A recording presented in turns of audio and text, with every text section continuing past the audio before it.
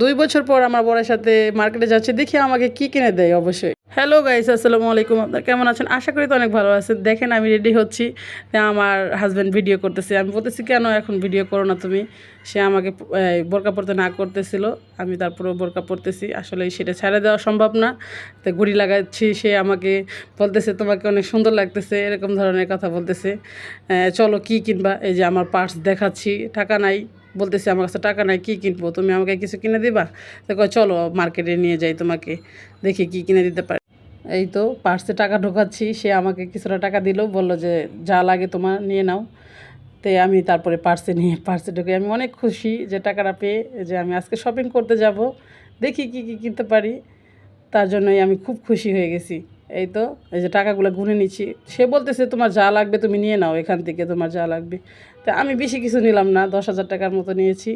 তাই বললাম যে দেখি কি কিনতে পারি। তুমি আমার 2 বছর পর আসছো, কী কিনে দিবে? ওই তোমার যা মনে চায় তুমি তাই কিনো।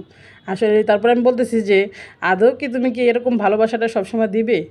তো বলতেছে যে অবশ্যই আমি এখন যা কিছু করব অবশ্যই সবার মাঝে শেয়ার করব। এই যে টাকাটা গুনে এখন আমি সাজতে গেছি, সে এটাও ভিডিও করতেছে। কত পাগল, মানে এটা বলার মতো না।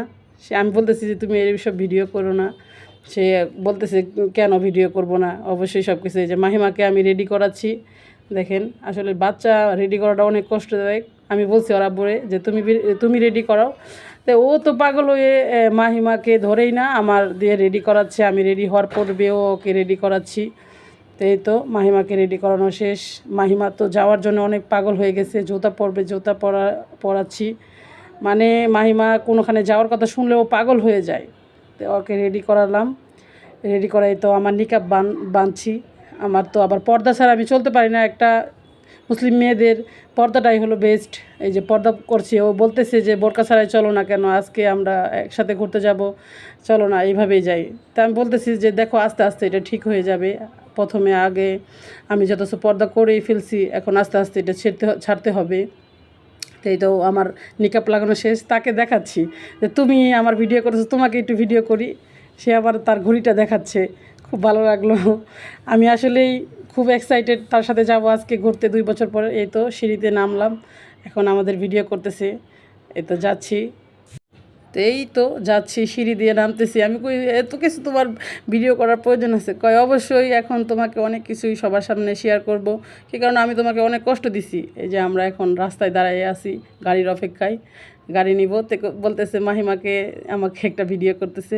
সে বলতেছে যে দেখো আমাদের লাইফস্টাইলটা, এই যে দেখেন আমি এখন রিস্কায় করে উঠছি। আসলেই বড় লোক না আমরা, দরিদ্র ফ্যামিলি, অনেক কষ্টতে জীবনযাপন করছি।